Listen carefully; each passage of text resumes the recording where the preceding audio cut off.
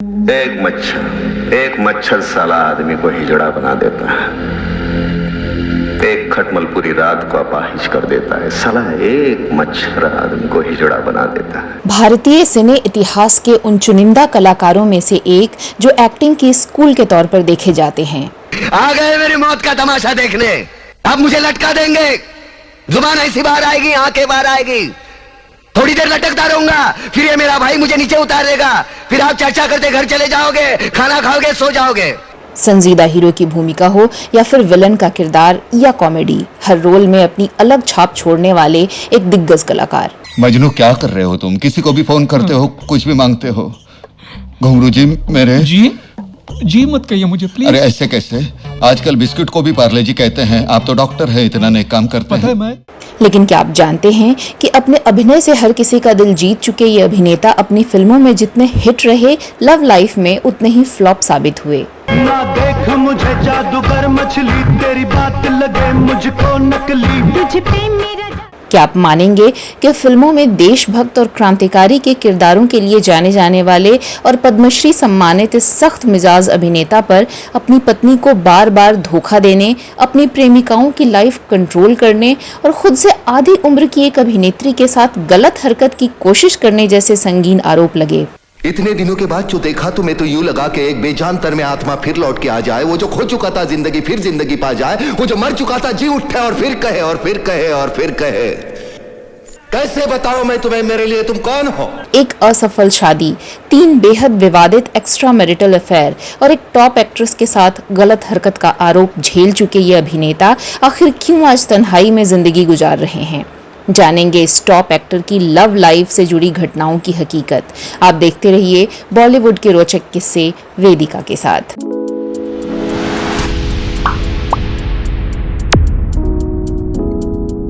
अरे कब तक तेरी गलतियों का टोकरा मैं अपने सर पर घुमाता रहूंगा?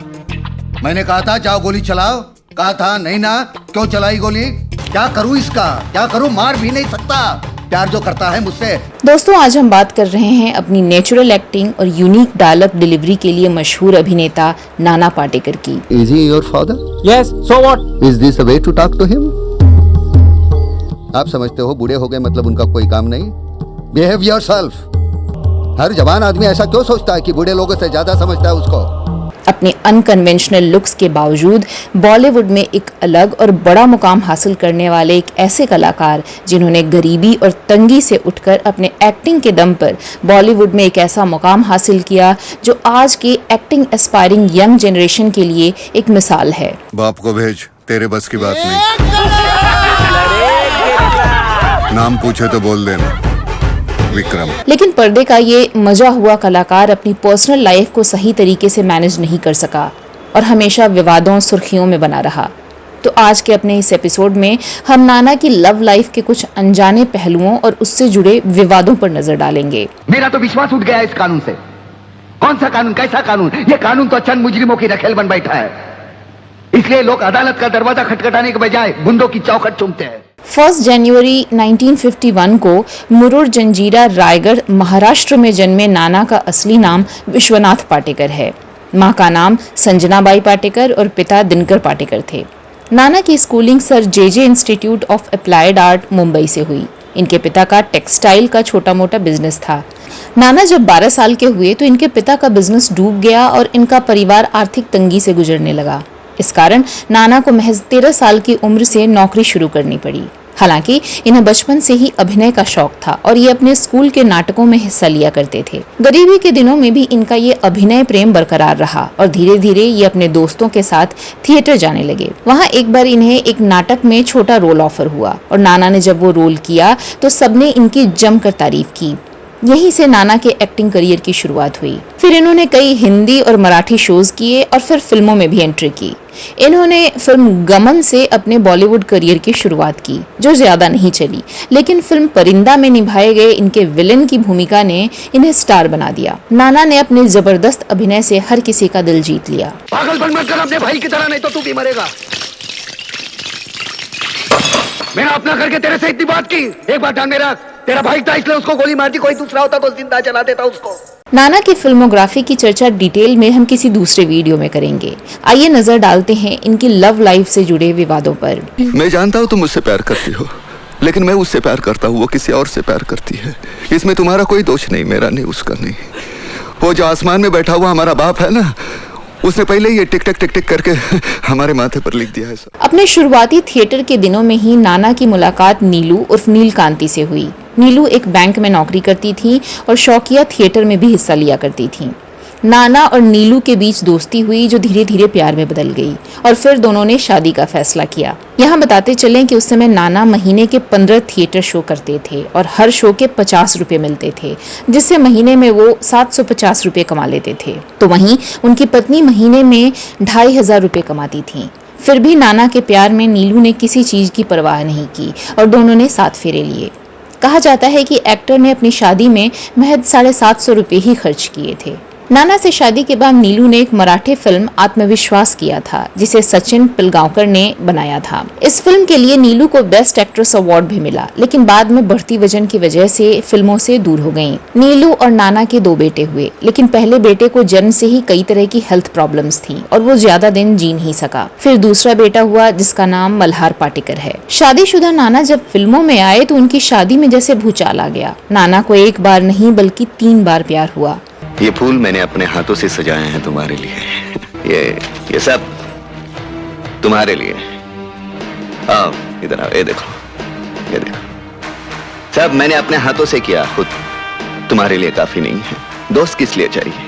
पहली बार नाना और नीलू की शादी में दूसरी औरत बनकर आईं 80s के दशक की डस्की ब्यूटी दीप्ति नवल। नाना और दीप्ति ने एक साथ कुछ फिल्में की और दोनों में नजदीकियां बढ़ने लगी।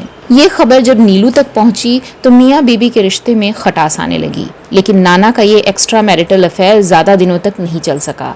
खबरों की माने तो नाना का शॉर्ट टेम्पर और कंट्रोलिंग नेचर इसका कारण बना। पागल हो गई हूँ मैं तुम्हारे साथ, पागल हो गई हूँ। इसके बाद इनकी लाइफ में आई top actress Nepali beauty Manisha Koirala. Nana Patekar से पहले मनीषा कोइराला अपनी पहली फिल्म सौदागर में अपने को स्टार विवेक मुश्रान को डेट कर रही थीं, लेकिन किन्हीं कारणों से दोनों का ब्रेकअप हो गया। मनीषा इस ब्रेकअप से बिखर गई थीं। इसी बीच इनकी मुलाकात नाना पाटेकर से हुई। दोनों फिल्म अग्नि साक्षी में को स्टार थे। उम्र में 20 साल बड़े नाना पाटेकर में मनीषा को मैच्योर लव नजर आया। फिल्म के सेट पर ही दोनों के बीच दोस्ती बढ़ी और इस दोस्ती को प्यार में बदलते हुए वक्त नहीं लगा।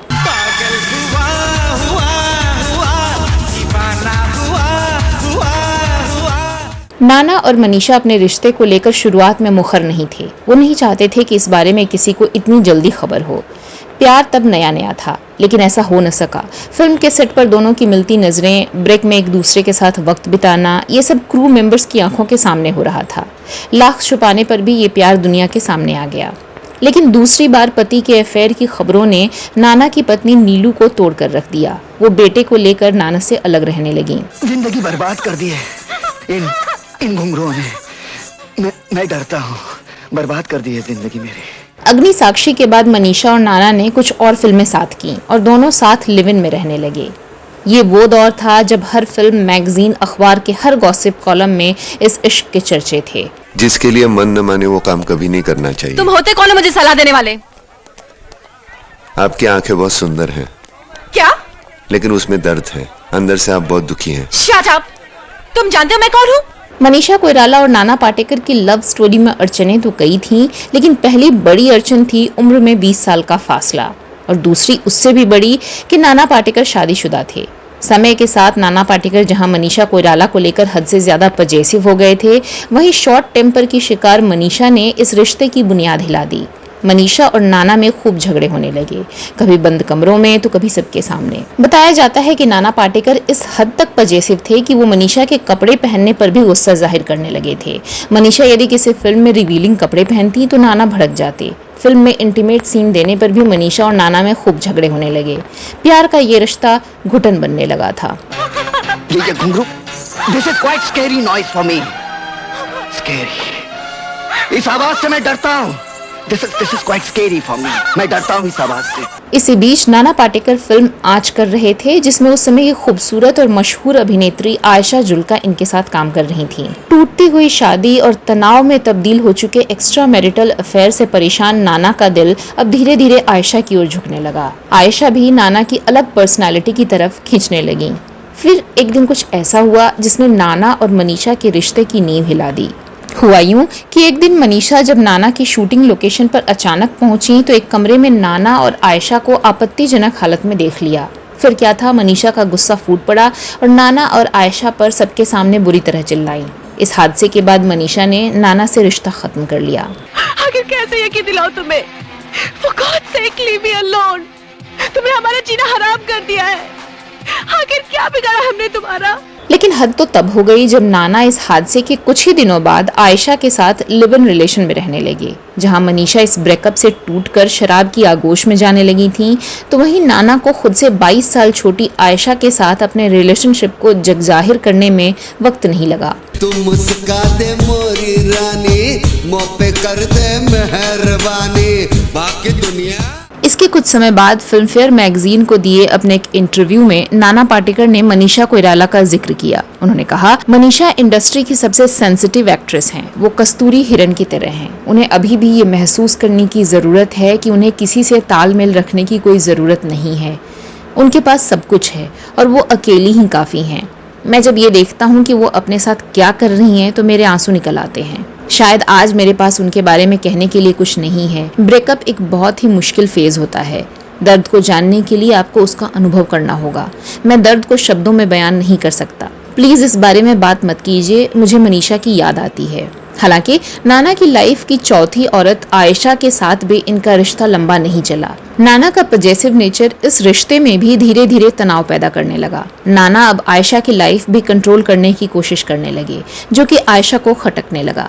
तनाव धीरे धीरे झगड़ों में बदलने लगा। खबरों की माने तो एक शो के दौरान नाना ने न सिर्फ आयशा की बेइज्जती की, बल्कि सबके सामने उन पर हाथ भी उठाया। इस घटना के बाद आयशा नाना से अलग हो गईं। मौत के बाद जिंदा कौन रहता है? रहता है 10 मिनट तक दिल, 20 मिनट तक दिमाग और 4 घंटों के लिए आंखें। वो 4 घंटों में आंखें जो अपनों का रवैया देखती होंगी, उसके बाद मुर्दे को तो मौत तोहफा लगती होगी। खैर, आइए अब आपको बताते हैं नाना की लाइफ से जुड़ी एक ऐसी घटना की जिसने उनकी जिंदगी बदल दी और साथ ही इनके फैंस को भी आहत किया। साल 2018 में आशिक बनाया आपने फेम एक्ट्रेस तनुश्री दत्ता ने नाना पाटेकर पर 10 साल पहले यानी साल 2008 में एक फिल्म के सेट पर उनके साथ गलत हरकत करने का आरोप लगाया था। तनुश्री के अनुसार साल 2008 में फिल्म हॉर्न ओके प्लीज में वो एक आइटम डांस कर रही थी। शुरुआत में फिल्म के डायरेक्टर राकेश सारंग और कोरियोग्राफर गणेशाचार्य ने उन्हें जो सीक्वेंस बताया था उसमें सिर्फ तनुश्री थी। लेकिन जब फाइनल शूटिंग का वक्त आया तो सेट पर अचानक फिल्म के एक्टर नाना पहुंच गए और रिहर्सल करने लगे। तनुश्री के पूछने पर डायरेक्टर ने कहा कि एक लाइन के लिए नाना की जरूरत है। शबनम का कतरा जला है, जला है, जला है, जला है। तनुश्री के मुताबिक पहले दिन जब मैं नाना से हेलो बोलती थी तो वो रिप्लाई नहीं करते थे, लेकिन फिर उन्होंने धीरे धीरे मेरे करीब आना शुरू कर दिया। अगले दिन और करीब आ गए। फिर वो बिल्कुल अलग तरह का बिहेव करने लगे। वो मुझसे कहते थे इधर खड़ी हो जा, उधर खड़ी हो जा। वो मुझे सिखाते थे कि कैसे डांस करना है और इसमें कुछ इंटीमेट सीन्स भी शामिल थे। तनुश्री के आरोपों के बाद नाना ने कहा था वो मेरी बेटी की तरह है। मुझे नहीं पता कि वो ऐसा क्यों कह रही हैं। इस पर तनुश्री ने कहा, कोई भी पिता अपनी बेटी को ये नहीं कहेगा कि मेरे साथ इंटीमेट सीन करो। उन्हें शर्म आनी चाहिए। उन्होंने नेशनल अवार्ड जीता है तो वो साधु नहीं हो गए। इस घटना के 10 सालों बाद जब तनुश्री ने मीडिया के सामने आकर नाना पर ये संगीन आरोप लगाते हुए इस घटना के बारे में बताया तो बॉलीवुड 2 गुटों में बट गया। नाना को सपोर्ट करने वाले इस मामले को तनुश्री का एक पब्लिसिटी स्टंट करार दे रहे थे, तो वहीं तनुश्री के सपोर्ट में बोलने वाले लोगों ने मी टू मूवमेंट शुरू कर दिया, जिसमें बॉलीवुड के कई बड़े और दिग्गज नामों के खिलाफ आरोप लगे। बाद में इस मामले में पुलिस ने नाना के खिलाफ सबूत न मिलने पर तनुश्री के आरोपों को आधारहीन बताते हुए इस मामले को बंद कर दिया था। खैर, नाना पाटेकर एक अच्छे एक्टर तो बन गए, लेकिन एक अच्छे पति या प्रेमी नहीं बन सके। हालांकि 72 साल के हो चुके नाना को किसानों और जरूरतमंदों की मदद करने के लिए कई बार लोगों से प्रशंसा मिलती रहती है और वो एक हेल्पफुल इंसान के तौर पर भी जाने जाते हैं। लेकिन साथ ही हम इससे भी इनकार नहीं कर सकते कि इनकी पहचान एक ऑर्थोडॉक्स कंट्रोलिंग शख्स की भी रही है, जिन पर कई महिलाओं ने कई बड़े आरोप भी लगाए। तो साथ ही इनकी पत्नी ने भी इनकी वजह से बहुत कुछ झेला। डीजीपी साहब बताइए इनको, ये जनता के नौकर हैं और हम सेवक। विधायक हमारा जी। गाड़ी चेक करेंगे आप? विधायक जी, हमारा गाड़ी। अरे विधायक जी आप जाइए ना, छोड़िए ना, कुछ गलती हो गया तो। अब अगर आप ये कहें कि हमें इनकी पर्सनल लाइफ से क्या मतलब है, हम तो इनकी एक्टिंग के फैन हैं, तो दोस्तों बेशक हम इनके अभिनय की तारीफ करें, लेकिन हमें ये भी नहीं भूलना चाहिए कि फिल्म पर्सनालिटीज को उनके फैन फॉलो करते हैं, इन्हें अपना आइडल मानते हैं और इन्हीं की तरह कपड़े एसेसरीज पहनने के साथ साथ इनकी अच्छी बुरी आदतों को भी फॉलो करने लगते हैं। ऐसे में इन स्टार्स की भी ये जिम्मेदारी बनती है कि अपने आचरण से उनके लिए मिसाल बने, ना कि कोई छिछला उदाहरण पेश करें। ये मुसलमान का खून, ये हिंदू का खून, बता इसमें मुसलमान का कौन सा, हिंदू का कौन सा, बता। साले बनाने वाले ने इसमें फर्क नहीं किया, तू कौन होता है फर्क करने वाला? दोस्तों आपकी इस पर क्या राय है, कमेंट करके जरूर बताइएगा। अगर आपको हमारा ये वीडियो पसंद आया हो तो इसे लाइक और शेयर भी कर डालिएगा। नाना पाटेकर की जिंदगी से जुड़ी अगर कुछ और अनसुनी बातें आपको पता हैं तो कमेंट बॉक्स में लिखना ना भूलें। चलिए कुछ और नई कहानियों के साथ आपसे होगी मुलाकात। अब अपनी होस्ट वेदिका को दीजिए इजाजत। नमस्कार।